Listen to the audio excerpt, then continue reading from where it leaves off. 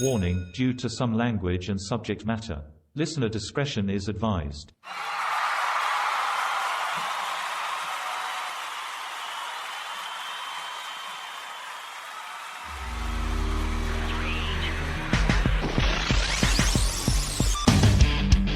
Imagine pursuing a criminal justice degree, but also being an athlete. But your school does not have a football team or a wrestling team. So out of boredom, you pursue the sport of MMA. That is the story of my next guest, former LFA champion and current UFC lightweight fighter, Austin Hubbard. Currently based out of Denver, Colorado, and fighting as part of Elevation Fight Team, Austin is on a great journey and has one of the most unique injuries in the history of the UFC, and we talk about that in this episode. Ladies and gentlemen, this is Caught on the Mic.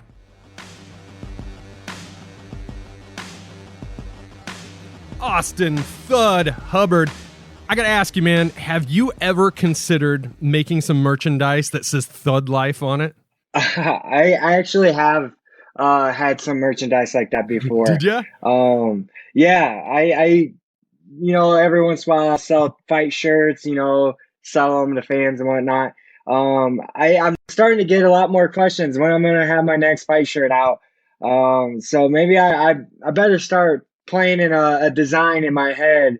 Because there for a while I was putting out shirts and I was using this one guy and I don't know, I just felt like I was putting too much out there. I feel guilty about having people, thank you to my fans that, always buy the shirts and stuff, but I felt bad that I was putting a fight shirt out every fight and they're, paying the $25 for it. And I just kind of gave it a little break for a minute. I wanted to get some fights under the belt, drive the need back up and all that, or the want. And I'll come out with something again here soon.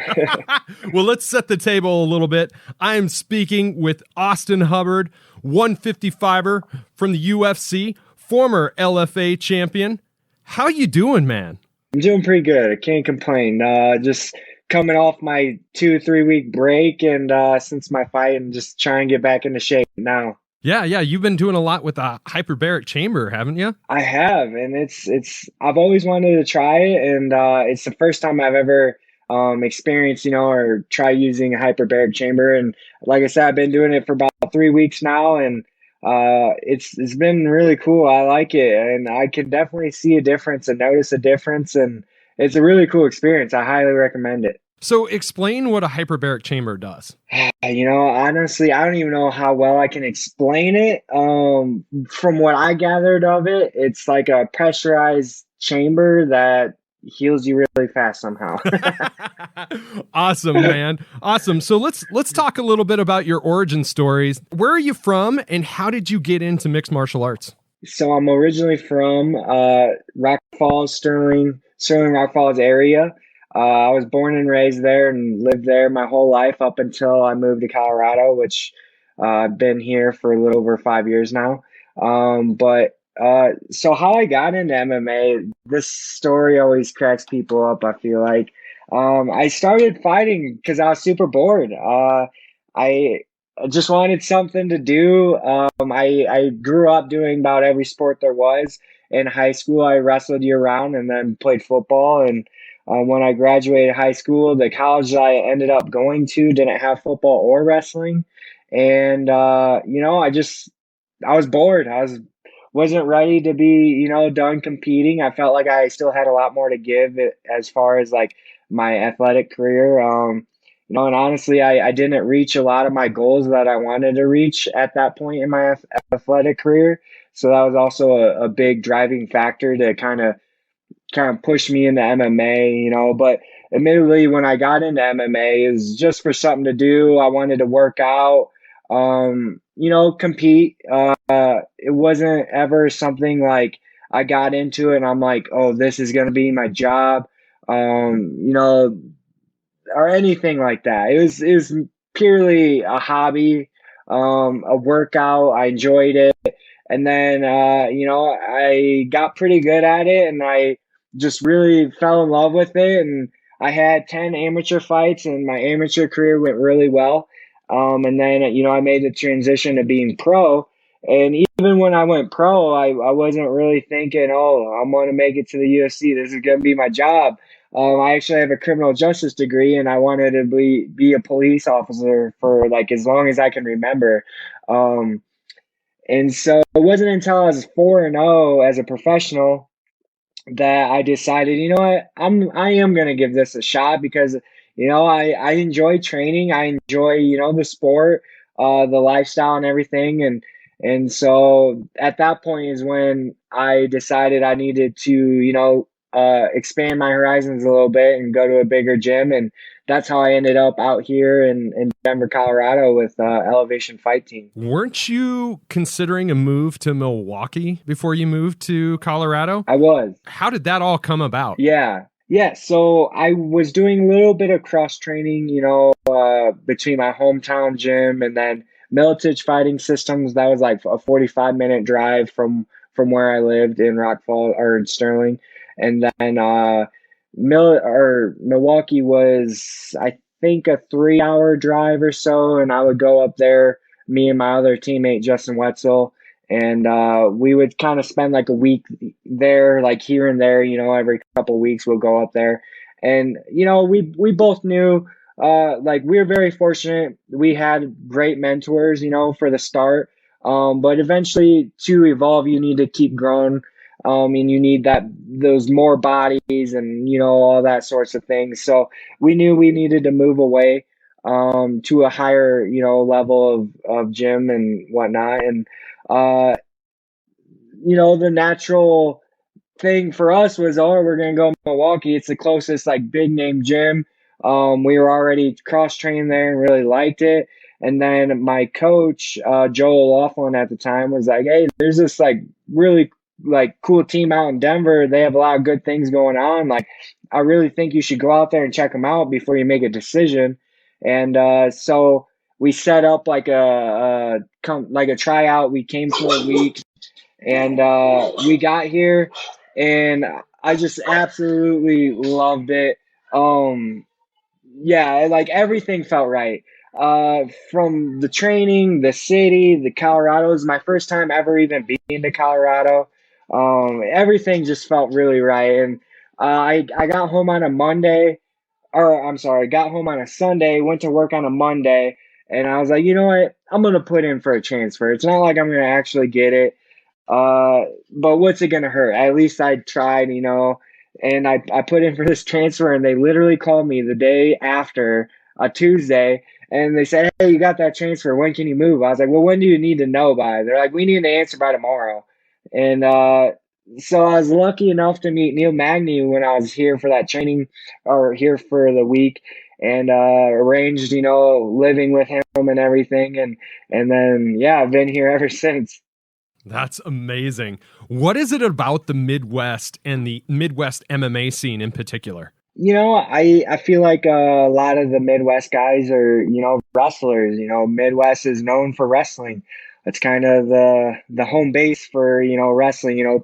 Pennsylvania's really taken off recently and everything like that. But, Midwest has always been known for wrestling. So, and for anyone who's wrestled, especially at like, a really competitive level throughout middle school, high school, and that sorts of things, that you just kind of, that toughness just grows into you, through wrestling.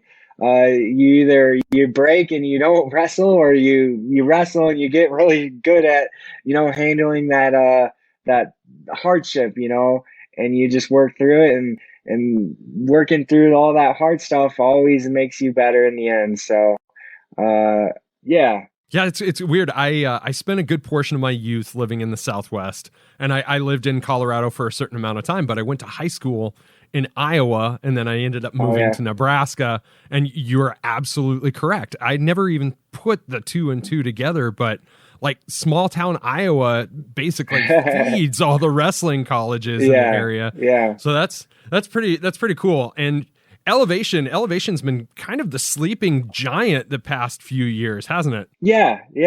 we started getting, some good recognition when we won Team of the Year last year, and it's the hard work is starting to pay off, and people are starting to take notice, and I would definitely say our team has kind of emerged as a powerhouse, one of those high-end, MMA teams that are, out there. I've been following along with Elevation, and that's how I got connected with a lot of you guys. And I've been really impressed with the story of how the gym's grown in popularity and the recognition that it's received.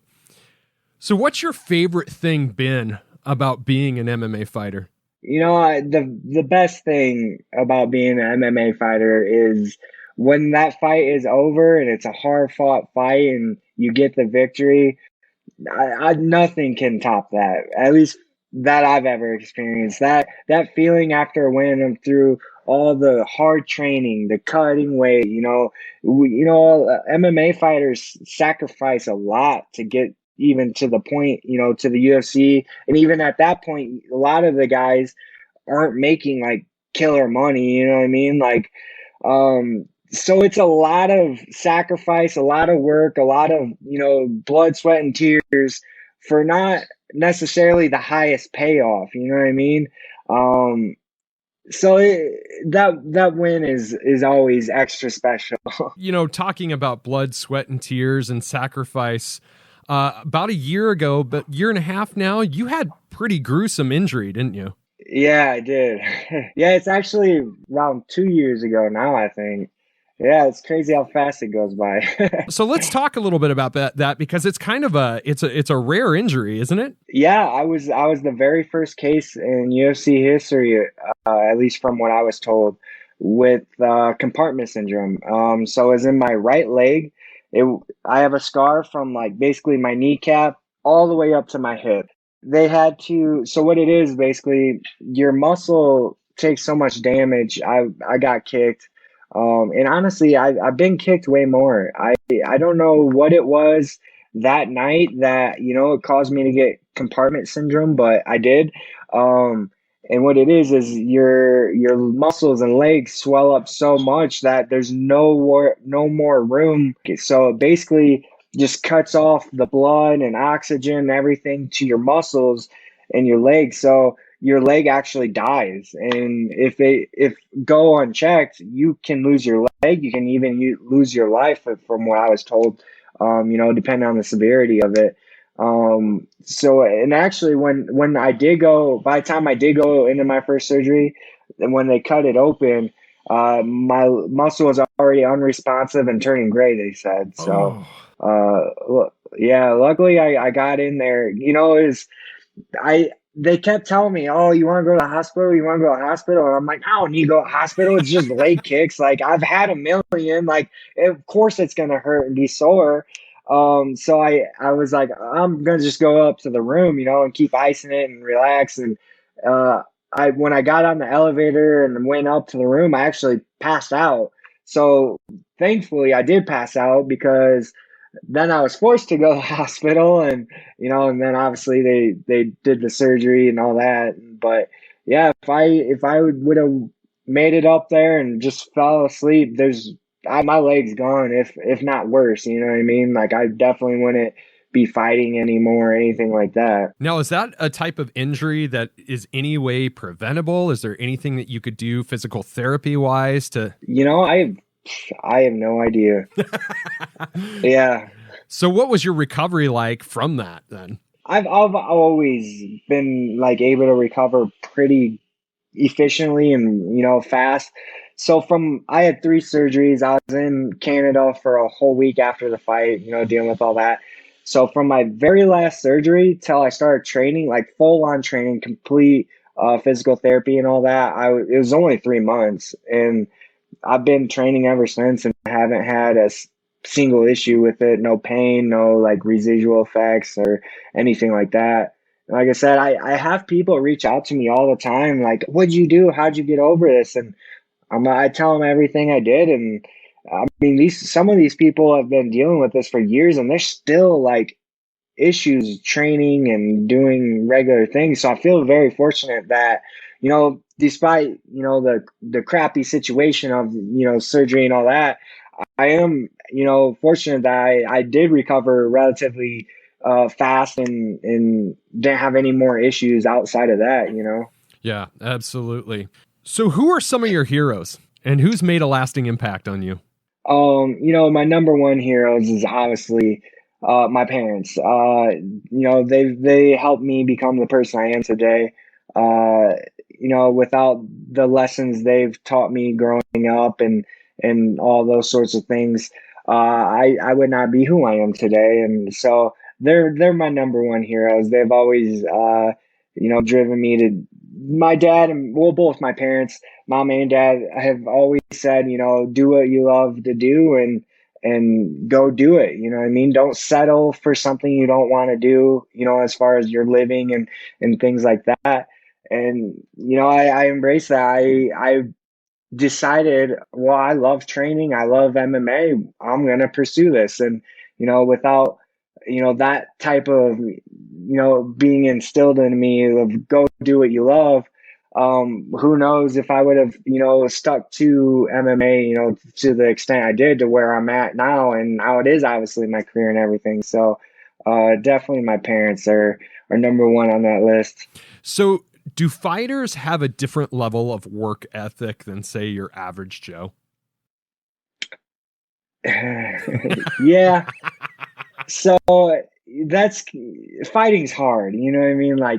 But you always come across those people that just skim by and make it work. And you come across, people who work really hard, but never get to where they want. So, you know how that goes.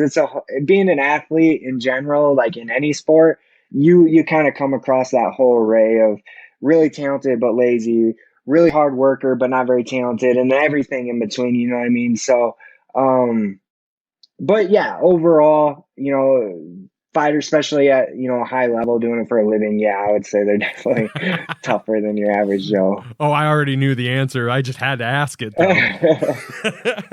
So what's Austin Hubbard's tip for making the world a better place to live right now? What I would say is it's kind of the old saying, treat others how you want to be treated. No one wants to be treated like crap. No one wants to be disrespected. No one wants to be talked down to.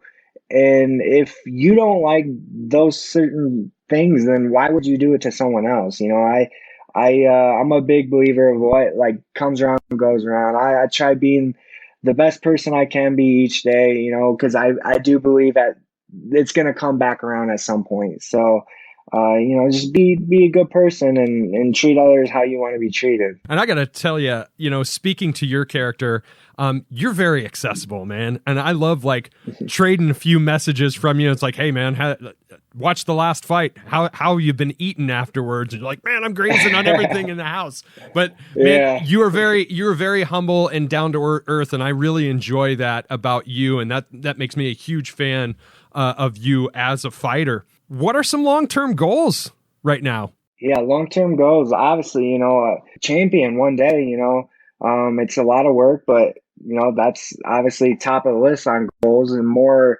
little down the line, but, coming up is, I want to work my way up to being ranked. Obviously a lot of work. I want to make a good living doing what I love. I want to take care of my family. I'm married now, have a stepdaughter, and I want to give them a great life. I want to, provide for them so they can do what they love in life. Yeah, for sure. So do you think you're going to get another fight on the books in 2021, or is it going to be maybe early 2022? I'm definitely trying to. Ideally, if it was a perfect world, I would love to fight end of November-ish, early December. And I'm getting married next year. Our wedding, we're technically already married, but we're doing a destination wedding, so it's easier to get married before you go and everything. Right. And that is in February of next year, near the end of the February. I'm February 26th. So if I could get one more in before, like I said, late November, then early February, that would be perfect case scenario for me. So you said you're stepfather. I'm a stepfather as well. How hard is that stepfather life? Honestly, I love it. Her name's Sophie, and she's awesome. She's 11. And we get along great. It's fun. I like it. I've always been a very family oriented person. Growing up, we always had family dinners, family like movie nights, all that sorts of things. So, for me, it was kind of an easy transition, because I'm so family oriented, and now I have my own, so I think it's really cool. I think it's a lot of fun. I love it. Do you love living in Colorado then? I do. It's quite a bit more scenic and exciting than where I came from, in the small town surrounded by cornfields in Illinois. Don't get me wrong, I love my hometown and everything. Where I was born and raised, but it's nice to branch out sometimes. Absolutely, absolutely. So what are some of the things that you guys do as a family? What are some of the activities you do outside of fighting? So we recently started like our family like paint night, where we all kind of find something we want to paint. Like we'll like YouTube canvas painting for beginners or whatever, and find something we like, and then we'll all sit outside on the patio and paint it. There's obviously always movie nights. We take the dogs hiking and on walks. I feel like we do quite a bit together. It's pretty much who I hang out with most of the time nowadays. I totally get that. Yeah. And I try and make at least 2 pilgrimages a year to Colorado. I try and go in the spring and in the fall. Because those are the best times, because as you and I were talking about before we started recording, it's been hotter than hell the past couple of days out there. Yeah, it has been here all too. Summer really has been hot. And I feel it's been really weird this year that summer kind of got a late start. Like where I'm at in Nebraska, it was like it would rain and then it would get really hot, and then it would rain for a week and then get really hot, and it didn't really get nice to swimming weather until school started for the kids again. Yeah. Getting married officially on a destination wedding in February. Where are you going? We're going to Mexico. That's awesome, man. Yeah, I'm looking forward to it. We were going to do, the old fashioned, back in our hometown, everyone come big wedding. But as my wife was planning that, she was getting stressed out, and we were like, hey, let's just do a small destination wedding. And, and that seems like it's going to be a lot better, or different, but it'll be fun. You know what I mean? We're looking forward to it. Absolutely. So I got remarried just a couple of years ago, and we were engaged for, I'd say like 2.5 years, almost 3 years. Oh, yeah. And then it was just one of those things where my wife was like, well, I mean, this is the second time around for both of us. She goes, you got to plan it. So we ended up doing like 2 or 3 week notice and a backyard wedding, family only. And it was awesome, man. It was awesome. And going to the core of what you were talking about, it was just centered around our family, and it was centered around who needed to be there, Yeah, I'm not much of a planner. I'm more of a go with the flow type of guy, and it drives my wife crazy. And she plans out everything to a T. So she handled all that, and luckily it's been an easy process for me. Awesome, man. Well, I just tell her, if it makes you happy, it makes me happy. That's what's important, right? Absolutely. So, fun fact, doing a little research before we got to talking for the podcast, you and I share the same exact birth date of December 22nd. Yeah. So what was that like for you growing up? So it's funny when people ask me that. I'm like, I don't know. It's the only birthday I've ever had. So what do I have to compare it to? You know what I mean? But no, I feel like it's always been, I've never felt like my birthday and Christmas have been one thing, you know what I mean? So it's always been cool to me. I don't know. It's been fine. It's kind of like having 2 birthdays, because you get, a few days before you get your celebration, your birthday party, and then it's Christmas. So I don't know. I like it, I guess.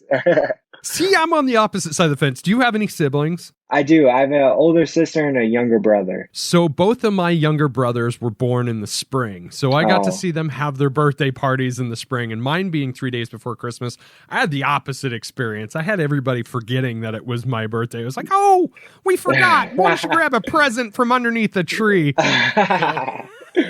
That's funny. But man, rest assured, I will make sure to send a brother a birthday message this year. I appreciate it. I'll send one back. It'll be easier to remember each other's birthdays.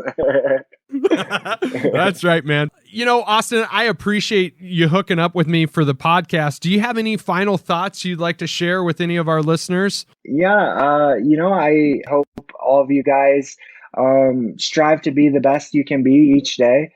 And do what you love. It doesn't have to be a professional athlete. It doesn't have to be, one thing or another. If you love doing it, pursue it. And that's the message I'm always trying to spread out. You know, Austin, I would love to chat with you again. Let's stay in touch. I'd love to have you on the show sometime again in the future. Yeah, absolutely. Absolutely. What a fantastic individual. It was a pleasure getting to talk with Austin today on the podcast. If you're not following Elevation Fight Team on social media or Austin on Instagram, do so today.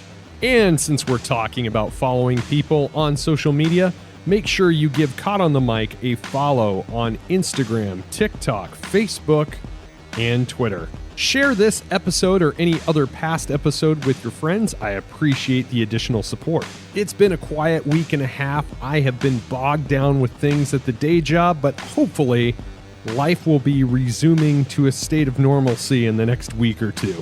I'm always looking for new and unique guests, so if you think of anybody or you are that person, shoot me a message or visit me on www.caughtonthemic.com. If you're listening to this through the Apple Podcast app, I appreciate those 5-star reviews. This has been Caught on the Mic with Michael Clark. I'm Michael Clark. Until next time, thank you.